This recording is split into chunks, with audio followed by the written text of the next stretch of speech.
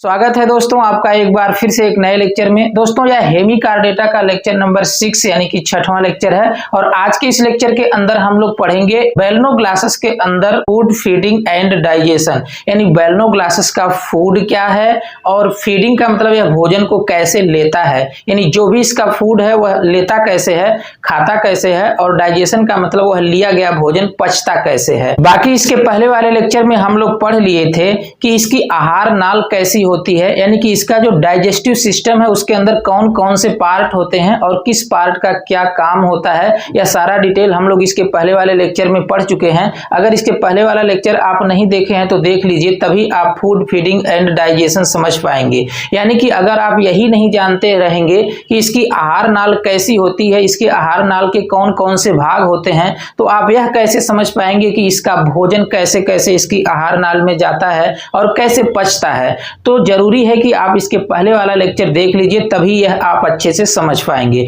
इसमें हम लोग देखेंगे इसका भोजन क्या है और वह भोजन कैसे खाता है, यानी भोजन कैसे लेता है और भोजन कैसे पचता है। तो इस फिगर के माध्यम से हम इसकी फीडिंग क्या है अच्छे से समझा देंगे और कैसे लिखना है एकदम आसान तरीके का, आपकी ही भाषा में एक बहुत ही आसान तरीके का नोट दिया जाएगा। तो चलिए दोस्तों स्टार्ट करते हैं। Food feeding and digestion in Balanoglossus में सबसे पहले हम देख लेते हैं कि इसका फूड क्या है, यानी कि इसका भोजन क्या है। तो दोस्तों बेलनोग्लासेस का जो फूड है वह है माइक्रोस्कोपिक ऑर्गेनिक मटेरियल, यानी कि कुछ बहुत छोटे छोटे, माइक्रोस्कोपिक का मतलब बहुत ही सूक्ष्म, ऑर्गेनिक मटेरियल का मतलब कुछ कार्बनिक पदार्थ होते हैं जो जल में या फिर कीचड़ में मिले होते हैं, वह जल धारा के साथ बेलनोग्लासेस की बॉडी में एंट्री कर जाते हैं और बकल कैविटी, इसके बाद फेरिंग्स के बाद ओइसोफेगस, इसके बाद इंटेस्टाइन से होते हुए भोजन गुजरता है और इसी रास्ते में भोजन पच जाता है। इसके अलावा कुछ और इसके फूड मटेरियल होते हैं जैसे कि बहुत छोटे छोटे जीव, यानी कि माइक्रोस्कोपिक ऑर्गेनिज्म, वह भी बेलनोग्लासेस के द्वारा फूड के रूप में लिए जाते हैं। तो आप समझ गए इसका फूड क्या होता है, यानी इसका भोजन क्या होता है। तो भोजन क्या होता है ये समझ गए, इसमें कैसे लिखना है यह समझ लेते हैं, फिर इसके बाद हम बताएंगे इसमें फीडिंग कैसे होती है। तो देखिए इसके फूड में आप लिख देंगे बेलनोग्लासेस इज सिलियरी फीडर, यानी कि जो बेलनोग्लासेस होता है या सिलियरी फीडर होता है, सीलिया के द्वारा भोजन को फिल्टर करके खाता है, यानी कि इसके मुख में पानी जाते समय जो इसके डिजायरेबल फूड मटेरियल होता है, इसकी इच्छा के अनुसार फूड मटेरियल होता है, यानी कि जो भोजन इसकी बॉडी के लायक होता है वही भोजन इसकी बॉडी में एंट्री करता है। बाकी कुछ ऐसे फूड मटेरियल होते हैं जो अनडिजायरेबल होते हैं, जो इनकी बॉडी के लायक नहीं है, बड़े पार्टिकल्स हैं, वो फिल्टर करके बाहर छोड़ दिए जाते हैं। तो फिल्टर फीडर का मतलब यह भोजन को छान करके खाता है सीलिया के द्वारा, इसके अंदर अनडिजायरेबल फूड मटेरियल एंट्री नहीं कर पाते हैं। तो फिल्टर फीडर का मतलब आप समझ गए। आगे है इट्स फूड कंप्राइजेज, यानी इसके फूड क्या है, इनके भोजन क्या है, माइक्रोस्कोपिक ऑर्गेनिक पार्टिकल्स, यानी बहुत छोटे छोटे कार्बनिक पदार्थ present in water and mud, जो पानी में और कीचड़ में प्रेजेंट होते हैं या उपस्थित होते हैं, क्योंकि बेलनोग्लासेस पानी में ही पाया जाता है। एंड माइक्रोस्कोपिक ऑर्गेनिज्म, और कुछ बहुत छोटे छोटे माइक्रोस्कोपिक ऑर्गेनिज्म हैं, वो भी इसके द्वारा फूड के रूप में लिए जाते हैं। तो इसके फूड मटेरियल दो तरह के हैं, कुछ माइक्रोस्कोपिक ऑर्गेनिक मटेरियल यानी बहुत छोटे छोटे कार्बनिक पदार्थ, और कुछ माइक्रोस्कोपिक ऑर्गेनिज्म बहुत छोटे छोटे जीव होते हैं जो इसके द्वारा भोजन में लिए जाते हैं। तो इसका भोजन क्या है वो तो आप समझ गए। अब बात आती है कि जो भी इसका भोजन है वह इसकी बॉडी में एंट्री कैसे करता है, यानी कि इनके अंदर फीडिंग की प्रक्रिया कैसे होती है। जैसे हम लोग अपना भोजन हाथ से उठाकर मुंह में डाल लेते हैं, तो इसके पास तो हाथ नहीं है, लेकिन इसके बॉडी के अंदर भोजन कैसे एंट्री कर जाता है, इसे आप क्या कहेंगे, फीडिंग। तो चलिए देखते हैं इसमें फीडिंग कैसे होती है। फीडिंग के लिए एक डायग्राम यहाँ पर दिखाया गया है, इस डायग्राम के माध्यम से आप फीडिंग समझ जाएंगे। कैसे होती है फीडिंग ये समझिए। देखिए जो डायग्राम है इसमें ये वाला हिस्सा जो है ये प्रोबोसिस है, और ये क्या है, कॉलर है, और इसके पीछे का ट्रंक वाला पोर्शन है। अगर आप प्रोबोसिस, कॉलर और ट्रंक ये सारी चीजें नहीं समझ पा रहे हैं तो इसका मतलब है कि आप पीछे का लेक्चर नहीं देखे हुए हैं, इसके पहले वाले लेक्चर, और अगर वो लेक्चर नहीं देखे हैं तो किसी भी कीमत पे आप फूड फीडिंग डाइजेशन नहीं समझ पाएंगे। क्रम से एकदम लेक्चर देखते आइए तो आपको कोई भी डाउट नहीं बचेगा। अब देखिए जो ये प्रोबोसिस है, प्रोबोसिस के यहाँ पर देखिए जो ये पोर्शन दिखाया गया है इसको प्री ओरल सिलियरी आर्गन बोलेंगे। प्री ओरल सिलियरी आर्गन का मतलब क्या है? प्री का मतलब पहले, ओरल का मतलब मुख से, यानी कि मुख से पहले का, सिलियरी आर्गन का मतलब सीलिया जैसे अंग। क्लियर हो गया? बाकी यहाँ पर आप देख रहे हैं म्यूकस स्ट्रिंग है, यानी कि यहाँ से अधिक मात्रा में म्यूकस दिखाया गया है। यहाँ पर अधिक मात्रा में म्यूकस पाए जाते हैं। यहाँ पर ये जो देख रहे हैं आप, यह म्यूकस है। म्यूकस स्ट्रिंग का मतलब म्यूकस की रस्सी। अब भाषा के हिसाब से यानी शब्द के हिसाब से तो हो गया म्यूकस की रस्सी, लेकिन म्यूकस की रस्सी का क्या मतलब है? यहाँ पर यह कहना है कि म्यूकस बहुत अधिक मात्रा में यहाँ पर आप देख पा रहे हैं। और यहाँ पर आप देख रहे हैं रिजेक्टेड फूड पार्टिकल। अभी ये आपको क्लियर हो जाएगा, यानी इसके द्वारा रिजेक्ट किया हुआ फूड पार्टिकल। यहाँ पर आप देख रहे हैं आउट गोइंग वाटर, यानी कि यहाँ से पानी बाहर निकलता है। यहाँ पर आप देख रहे हैं फूड पार्टिकल, ये जो आप देख पा रहे हैं ये फूड पार्टिकल दिखाया गया है। और ये प्रोबोसिस मैंने अभी बताया है, और ये देखिए कॉलर है, ये भी बताया है। पीछे वाला पोर्शन ट्रंक होता है, यानी कि धड़ होता है, और इसके धड़ के 3 भाग होते हैं, ट्रंक के 3 भाग होते हैं। जो सबसे आगे वाला पोर्शन होता है ट्रंक में, उसे कहेंगे ब्रैंकियल रीजन, और इसके पीछे वाला जो पोर्शन होता है उसे हिपैटिक रीजन, और सबसे आखिरी वाला जो पोर्शन होता है उसे एब्डोमिनल रीजन या फिर टेल रीजन कहते हैं। बैलनोग्लासेस की स्ट्रक्चर वाले वीडियो में ये सारा डिटेल हमने बताया हुआ है, और अगर आप देखे होंगे तो ये सारी चीजें आपको क्लियर समझ में आ रही होंगी। अब देखिए फूड इसके अंदर जाता कैसे है। तो देखिए ये वाला जो पोर्शन है ये ब्रैंकियल पोर्शन है, यह धड़ का यानी ट्रंक का ब्रैंकियल पोर्शन है। इस पोर्शन में सीलिया पाए जाते हैं, और सीलिया लगातार मूव करते हैं, और मूव करके यह जल धारा उत्पन्न कर देते हैं, यानी कि वाटर करंट उत्पन्न कर देते हैं। तो इससे क्या होता है कि इनके माउथ में पानी एंट्री करने लगता है। इस वाले रीजन में इसका क्या है? माउथ है। इस वाले पोर्शन में इसका क्या है? माउथ है। ऊपर की चमड़ी को हटा दिया गया है, तो इसलिए पता नहीं चल पा रहा है कि इसका माउथ कहाँ है। ये तो अंदर का डाइजेस्टिव सिस्टम ही दिखाया गया है। अब सारी चीजें अगर दिखाया जाएगा तो ये क्लियर नहीं हो पाएगा। तो यहाँ पर आप समझने का प्रयास करिए, क्योंकि इसके पहले वाले लेक्चर में आप अच्छे से सारी चीजें देख चुके हैं। तो देखिए यहाँ पर क्या पाए जाते हैं? सीलिया, और सीलिया मूव करते हैं और वाटर करंट पैदा करते हैं। वाटर करंट का मतलब ये करंट नहीं जो बिजली वाला होता है, यहाँ पर वाटर करंट का मतलब है जल धारा, और जल धारा उत्पन्न होने से इनकी बॉडी में लगातार पानी जाने लगता है। जैसे अगर कोई नाली है और उसमें पानी रुका हुआ है, तो आप देखिए अपने हाथ से ऐसे ऐसे कर दीजिए एक तरफ की पानी, तो उधर से पानी आना शुरू हो जाएगा और इधर पानी जाना शुरू हो जाएगा। बिल्कुल उसी तरह से यहाँ पर जो सीलिया पाए जाते हैं वो मूव करते हैं और वाटर करंट उत्पन्न कर देते हैं। यहाँ से ऐसे ऐसे करते हैं, जल धारा उत्पन्न हो जाती है, और लगातार इसकी बॉडी में पानी एंट्री करने लगता है। और फिर यहाँ से ये देखिए ब्रैंकियल पोर है, यह ब्रैंकियल पोर है, और यहीं से पानी बाहर निकलता है। तो जब इसके अंदर पानी एंट्री करता है तो उसी के साथ बहुत सारे फूड मटेरियल इसकी बॉडी में एंट्री कर जाते हैं, और यहाँ से आंत में चले जाते हैं, यानी कि फायरिंग्स में, ओइसोफेगस में पीछे चले जाते हैं, और पानी बाहर निकल जाता है। तो पानी इसके अंदर एंट्री करने से 2 काम होता है। एक तो इसके साथ फूड मटेरियल भी चले जाते हैं, दूसरा पानी में मिली हुई ऑक्सीजन इसके काम में आ जाती है शोषण के लिए। तो 2 काम हो जाता है। तो एक तरीके से तो आपने देखा कि पानी के साथ ही फूड मटेरियल इसकी बॉडी में एंट्री कर गए, एक तरीका यह हो गया। दूसरा तरीका क्या है कि कुछ फूड मटेरियल इसके प्रोबोसिस से चिपक जाते हैं, क्योंकि इसके प्रोबोसिस के अंदर पाई जाने वाली जो कोशिकाएं हैं वो म्यूकस निकालती हैं। म्यूकस का मतलब चिपचिपा पदार्थ निकालती हैं, और इस प्रोबोसिस के ऊपर चिपचिपा पदार्थ बहुत अधिक मात्रा में लगे रहते हैं, और जब इसकी कांटेक्ट में कोई फूड मटेरियल आता है तो वह चिपक जाता है। और इस प्रोबोसिस के ऊपर बहुत सारे सीलिया भी पाए जाते हैं, और सीलिया मूव करते हैं, तो यह मूव करके भोजन को उधर करते रहते हैं, यानी कि माउथ की तरफ करते रहते हैं। इस तरह से मूव करते रहते हैं, और जो फूड पार्टिकल इससे चिपके रहते हैं उसको अंदर की तरफ भेजते रहते हैं, माउथ की तरफ भेजते रहते हैं। तो अब देखिए जो फूड पार्टिकल इस प्रोबोसिस से चिपक गए उसको सीलिया ने मूव करके कहां भेज दिया? यहां पर भेज दिया। इसको कहेंगे प्री ओरल सिलियरी आर्गन, यानी कि भोज्य पदार्थ या फूड मटेरियल इसके प्रोबोसिस से चिपक गए। क्यों चिपक गए? क्योंकि इस पे म्यूकस लगा हुआ है। म्यूकस कहां से आया?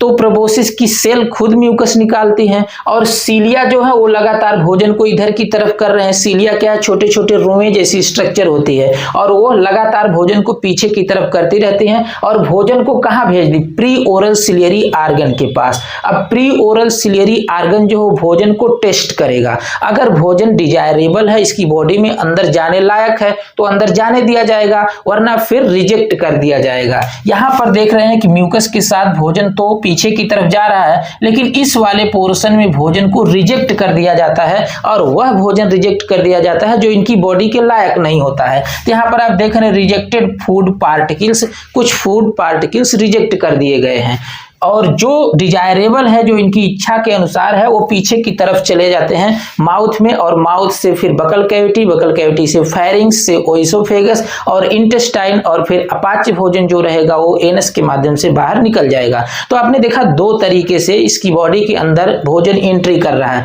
पहला तो एक तरीका पानी के माध्यम से डायरेक्ट भोजन चला गया इसकी बॉडी में, और दूसरा तरीका है कि इसके प्रोबोसिस से भोजन चिपक करके सीलिया धीरे धीरे भोजन को पीछे की तरफ ढकेलते जा रही है, पीछे की तरफ करते चली जा रही है और जो डिजायरेबल फूड है इसकी बॉडी में एंट्री कर जाएगा और जो अनडिजायरेबल फूड है यानी कि कुछ बड़े पार्टिकल्स हैं जो इनकी बॉडी के लायक नहीं है, वो पार्टिकल्स यहीं पर रोक दिए जाते हैं। बाकी आपको बता दें कि भोजन के साथ साथ बहुत अधिक मात्रा में बालू या फिर आप कह सकते हैं सैंड या मिट्टी इसकी बॉडी के अंदर जाती रहती है। जैसे केचुआ मिट्टी खाता है उसी तरह से इसकी बॉडी के अंदर भी मिट्टी जाती रहती है और फिर एनस से मिट्टी निकलेगी तो मिट्टी निकाल कर जैसे केचुआ कास्टिंग बनाता है वैसे ये भी अपना कास्टिंग बनाता है, जिसको क्या कहेंगे, पाइल ऑफ कास्टिंग। अभी आएगा, ये चीजें क्लियर हो जाएंगी।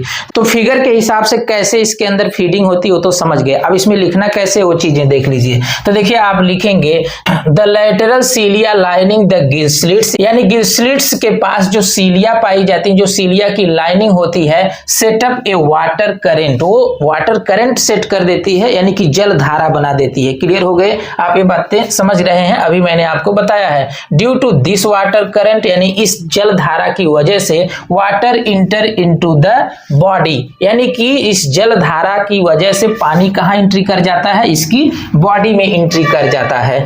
थ्रू द माउथ, किसके द्वारा एंट्री करता है, तो माउथ के द्वारा एंट्री कर जाता है। दिस वाटर कोर्स इज, यानी इस वाटर का कोर्स क्या होता है, वाटर कोर्स का मतलब यह पानी कहां से कहां से कहां से कहां जाता है, इसको कहेंगे वाटर कोर्स। तो क्या है इसका वाटर कोर्स, देखिए थ्रू द माउथ, सबसे पहले कहां जाएगा, माउथ में, टू बकल कैविटी, इसके बाद फिर बकल कैविटी में जाएगा, इसके बाद फिर फेरिंग्स में, इसके बाद फिर गिल स्लिट्स में। देखिए फेरिंग्स के बाद फिर क्या आता है, ओइसोफेगस। लेकिन यहां पर पानी ओइसोफेगस में नहीं जाएगा, यहां पर बात पानी की जा रही है।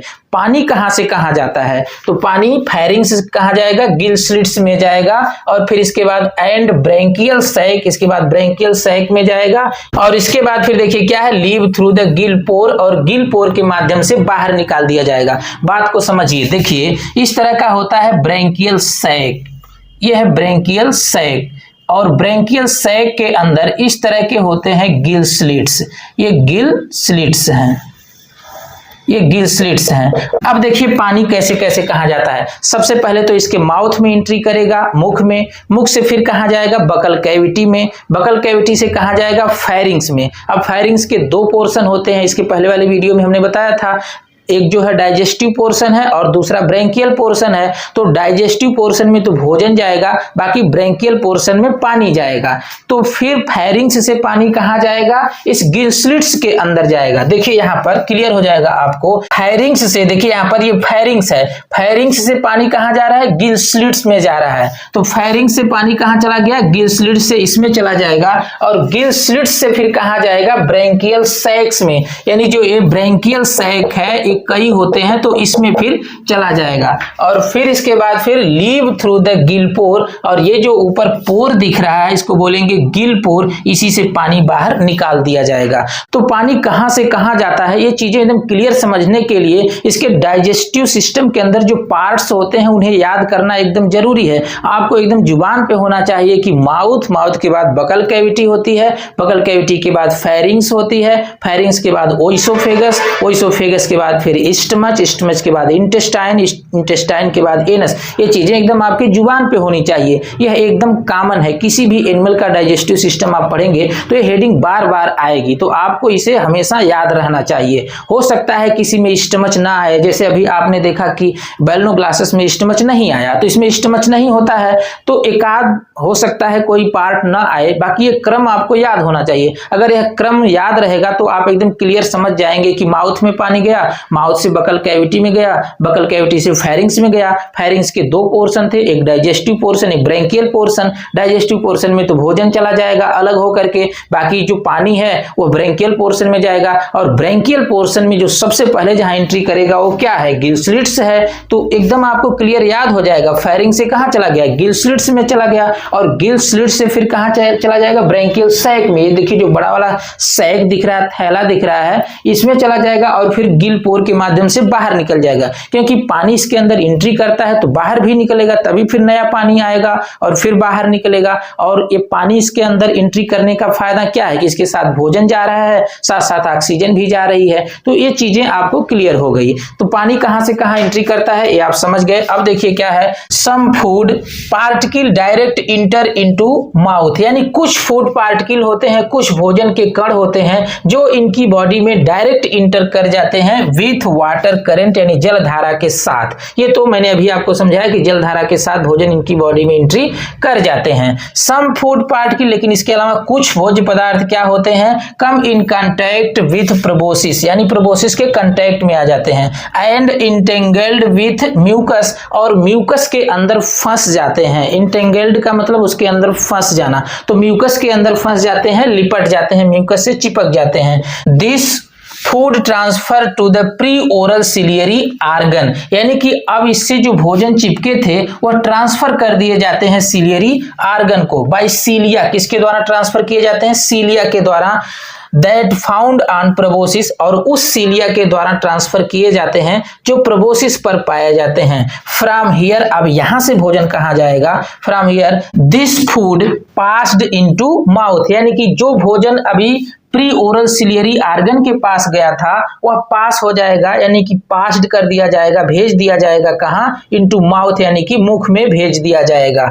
Pre oral ciliary organ test the quality of food, यानी जो प्री ओरल सिलियरी आर्गन है, ये जो आप देख पा रहे हैं, यह भोजन की क्वालिटी को टेस्ट करता है। फिर टेस्ट करके क्या करता है, undesirable substance prevent from entering the body, यानी कि जो अनडिजायरेबल सब्सटेंस हैं उन्हें बॉडी में एंट्री करने से रोक दिया जाता है। और इसके बाद जो डिजायरेबल फूड मटेरियल होते हैं, जो इनकी इच्छा के अनुसार भोजन होते हैं, जिस भोजन की इनकी बॉडी में आवश्यकता है उसे बॉडी में ले लिया जाता है। तो भोजन इनकी बॉडी में कैसे एंट्री करता है ये बातें तो आप समझ गए। अब आपको समझना है कि इसमें पाचन कैसे होता है। तो देखिए इसमें क्या लिखेंगे, the exact process of digestion in Balanoglossus is not known, यानी कि एग्जैक्ट प्रोसेस क्या है पाचन की, यह बैलनोग्लासस में अभी तक अच्छे से ज्ञात नहीं हो पाया है। हाउएवर, जबकि the digestion of food takes place by enzyme secreted by gland cells of pharynx,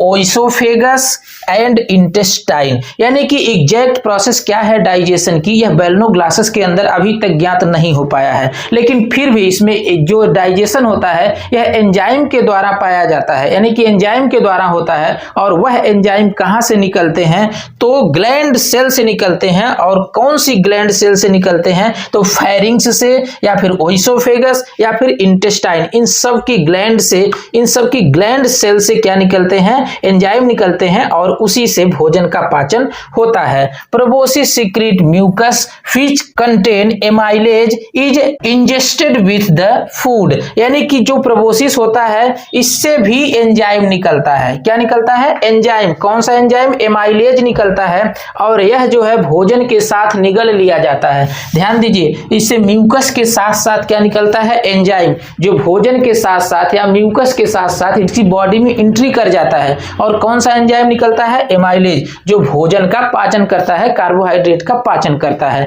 तो आपने देखा कि इसके फेरिंग्स, ओइसोफेगस, इंटेस्टाइन के अंदर तो एंजाइम निकलते ही हैं, साथ ही साथ इसके प्रोबोसिस से भी एंजाइम निकलते हैं जो भोजन के साथ बॉडी के अंदर ले लिए जाते हैं और फिर आगे पाचन का काम होता है इस एंजाइम से। आगे लिख देंगे the gland cells of the pharynx and oesophagus also secret enzyme, यानी जो फेरिंग्स और ओइसोफेगस की ग्लैंड सेल है वो भी एंजाइम सीक्रेट करेंगी। और कौन सा एंजाइम? सच एज, जैसे maltase, lipase and weak protease, ये सभी एंजाइम्स हैं जो भोजन का पाचन करते हैं। जैसे माल्टेज है, ये कार्बोहाइड्रेट का पाचन करेगा, और इसके बाद जो लाइपेज है लिपिड का पाचन, और जो प्रोटीएज है इससे प्रोटीन का पाचन होगा। इसके बाद फिर क्या है? Digested food absorb by intestine, यानी जो पचा हुआ भोजन होता है उसे इंटेस्टाइन के द्वारा एब्जॉर्ब कर लिया जाता है। Undigested food matter along with sand pass out through the anus,